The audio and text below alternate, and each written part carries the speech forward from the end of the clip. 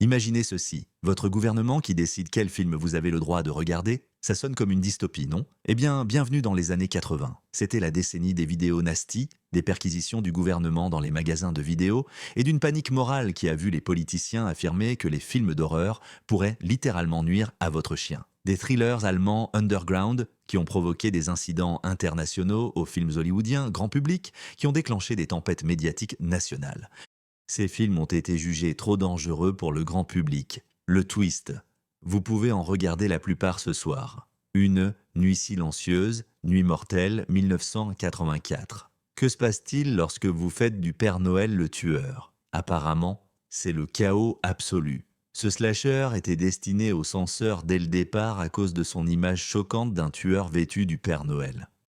La controverse ne portait pas seulement sur la violence, elle cherchait à déformer l'image sacrée de Noël. Des groupes religieux et des associations de parents se sont levés, manifestant devant les cinémas du pays. Le film a été retiré des salles après une semaine en raison de l'indignation publique. Des critiques, comme Cisco et Ebert, ont condamné le film. Ebert lisant les noms de l'équipe à l'antenne, les rendant responsables d'une chose si détestable. Ce qui rendait cela si controversé, c'était sa campagne publicitaire montrant le Père Noël tueur sur des affiches que les enfants voyaient. La réaction fut si violente que le film devint plus célèbre pour l'interdiction que pour son contenu. Aujourd'hui, c'est un classique d'horreur de Noël, montrant que les gardiens de la morale savent de parfois être des troubles faits. Deuxièmement, MS 45 19 81, le thriller de vengeance après un viol d'Abel Ferrara a été aussitôt qualifié d'exploitation misogyniste, mais il est en réalité l'un des films les plus féministes des années 80. L'histoire suit une couturière muette qui se transforme en justicière après avoir été agressée sexuellement à 2 reprises dans une même journée. Ce que les censeurs n'ont pas pu tolérer, c'était qu'une femme prenne sa vengeance violente entre ses propres mains. Le film a été interdit dans plusieurs pays et fortement censuré dans d'autres pour sa violence graphique et ses thèmes sexuels. Les critiques se divisaient entre ceux qui le voyaient comme une émancipation et ceux qui le voyaient comme un produit d'exploitation. Ce qui inquiétait les censeurs, c'était que le film fasse soutenir l'héroïne qui traque les hommes. La transformation d'une victime vulnérable en prédateur puissant remet en cause les rôles de genre traditionnels et dérange fortement les groupes conservateurs. Contrairement à d'autres vidéos d'horreur controversées, elle affichait un réel mérite artistique et un commentaire social pertinent. Mais cela n'a pas empêché les autorités d'essayer de l'enterrer. Aujourd'hui, il est reconnu comme une œuvre pionnière du cinéma féministe. Third Possession, 1981, André Jérowski. Ce film d'horreur sur un divorce devenu surnaturel était trop étrange et violent pour la plupart du public après une sortie limitée au Royaume-Uni. La possession a été classée comme une vidéo de mauvais goût, interdite pour son contenu violent pendant 10 ans.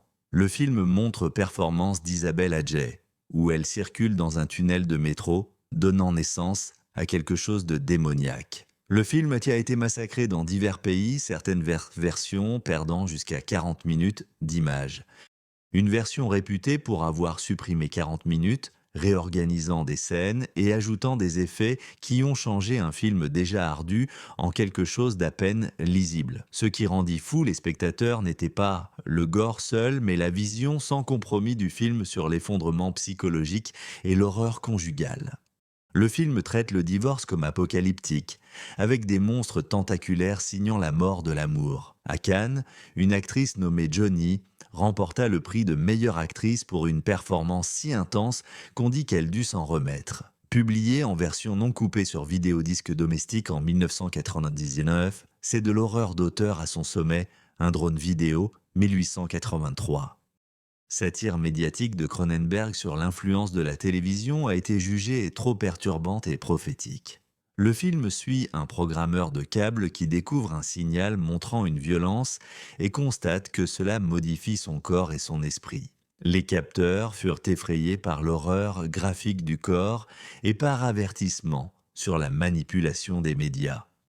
Le film a été interdit dans plusieurs pays et aussi fortement coupé ailleurs, notamment pour ses scènes avec James Woods, où l'on voit des cassettes vidéo insérées dans une ouverture vaginale de son estomac. Ce qui inquiétait les autorités n'était pas le gore, mais la façon dont Cronenberg avait prédit notre avenir obsédé par les médias.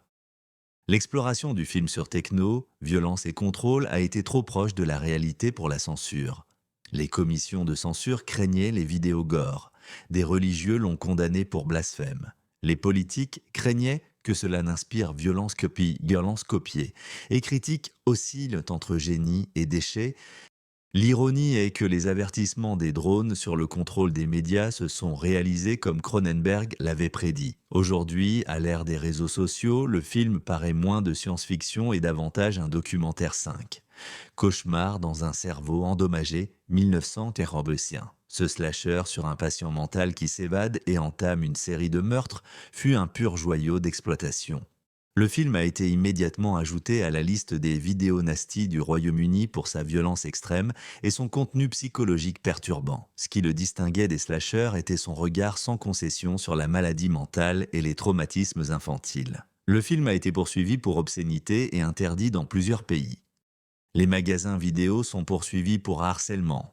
Des copies ont été saisies par la police lors des perquisitions. Ce qui a rendu les capteurs fous, c'est l'approche réaliste du film pour dépeindre la psychose et ses meurtres explicites. Le film ne glamourise pas son tueur. Il le présente comme perturbé et dangereux.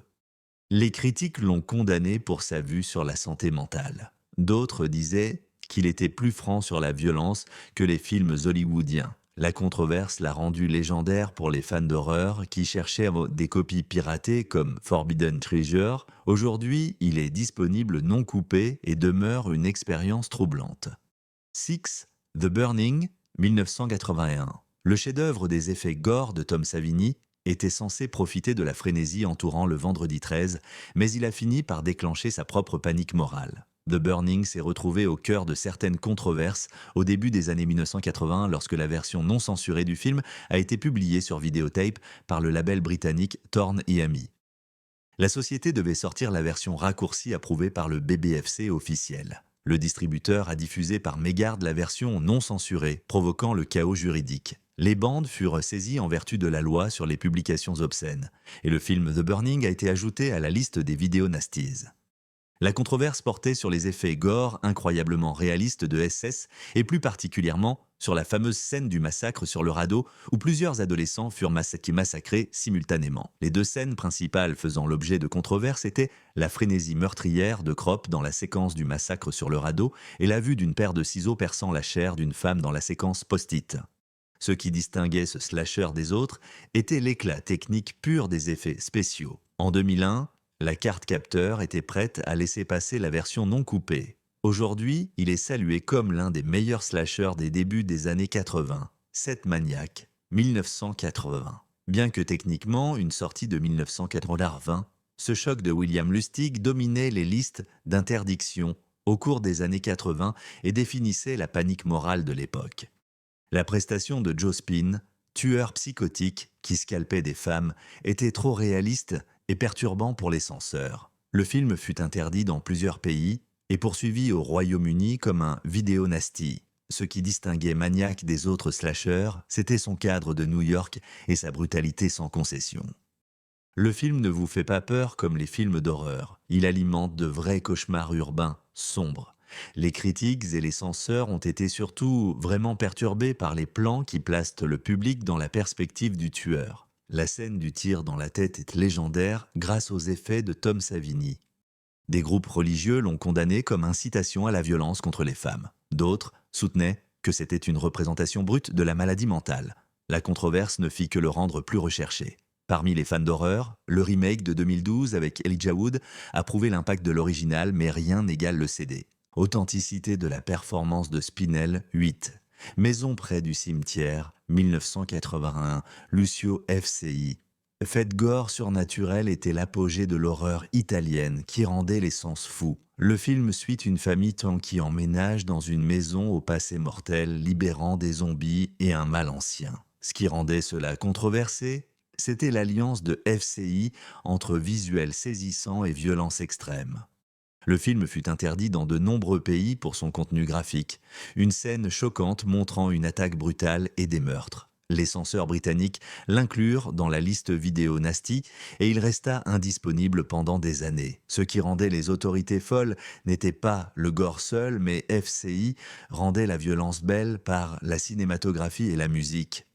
L'atmosphère onirique du film, mêlée à une brutalité choquante, crée quelque chose d'unique. Critiques divisées entre ceux qui voyaient un mérite artistique et ceux qui le jugeaient gore. Les fans italiens d'horreur le tiennent pour essentiel. FCI montre sa capacité à mêler narration surréaliste et horreur crue. Aujourd'hui, il est disponible en version restaurée, qui mettent en valeur la maîtrise visuelle de Chez, néo-romantique de 1987. Les droits de Irkbuter, un film choc de l'underground allemand sur une liaison amoureuse entre un couple et des cadavres, avaient été littéralement conçus pour briser tous les tabous possibles. Le film n'a initialement suscité aucune répression notable. Ce n'est que le scandale entourant la suite Nécrotique 2 1991 qui a conduit les autorités allemandes à interdire temporairement la vente par courrier du film original. Ce qui a commencé comme une rébellion punk contre la censure imposée par l'Allemagne est devenu l'un des films les plus notoires jamais réalisés. Le film est actuellement interdit purement et simplement en Islande, en Malaisie, à Singapour et dans les provinces de la Nouvelle-Écosse et de l'Ontario au Canada. L'intrigue suit Rob, qui travaille à nettoyer les lieux d'accident et rapporte chez lui des parties du corps pour sa petite amie Betty. Quand il ramène chez lui un cadavre en décomposition, les choses deviennent troublantes. En 2014, le classement britannique des films a délivré au film Uncut un certificat 18. Ce qui rendait cela controversé n'était pas seulement la nécrophilie, mais comment Boîte l'a présenté comme une histoire d'amour tordu. John Waters a proclamé le néo-romantique, premier film érotique destiné aux nécrophiles. Malgré son contenu choquant, les critiques ont salué son mérite artistique et l'humour noir. Le film a engendré une suite et établi les droits pirates comme la royauté du cinéma underground, La dernière tentation du Christ, 1988. L'épopée religieuse de Martin Scorsese a provoqué l'une des plus grandes controverses de la décennie, prouvant que Hollywood n'était pas à l'abri des interdictions. De nombreuses villes des États-Unis ont réussi à interdire le film. Malgré l'affirmation ferme par le studio de ses droits du premier amendement, la représentation cinématographique de Jésus, éprouvant des désirs et des tentations, a plongé des groupes religieux dans une frénésie absolue. Ce qui distinguait cela des films habituels sur des groupes, c'était qu'ils provenaient d'un grand studio avec des vedettes de premier plan. Des groupes chrétiens ont organisé d'importantes manifestations et ont menacé de boycott. Certains théâtres ont reçu des menaces de bombes. La controverse n'était pas sur le gore ni le sexe, elle visait à remettre en cause l'orthodoxie par le ciné. Scorsese a reçu des menaces et la diffusion fut largement limitée par la peur des exploitants. Ce que les critiques religieux ne pouvaient ne supporter était l'idée d'un Jésus humain doutant et tenté. Le film reposait sur le roman respecté de Nikos Kazantzakis. Les manifestants s'en fichaient. Aujourd'hui, on le considère comme l'un des chefs-d'œuvre de Scorsese et une méditation sur la foi et le sacrifice. La controverse a montré que la liberté artistique demeure une bataille en Amérique dans tout le pays. 11. Blue Velvet 1986.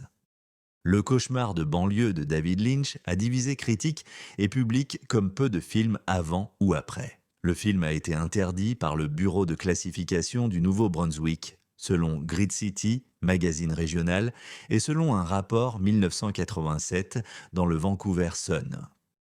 L'interprétation de Dennis Hopper dans le rôle de Frank Booth a produit l'un des vilains les plus terrifiants du cinéma. Le groupe s'inspire d'une scène du film montrant une violence sexuelle jugée agréable pour la victime.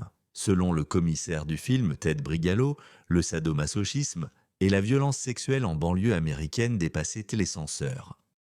Bien qu'il ait attiré un modeste public théâtral en Amérique du Nord et suscité des controverses sur sa valeur artistique, Blue Velvet est vite devenu le centre d'une tempête en 1986, les critiques étant partagées entre le qualifier de chef-d'œuvre et le dénoncer comme une décharge pornographique.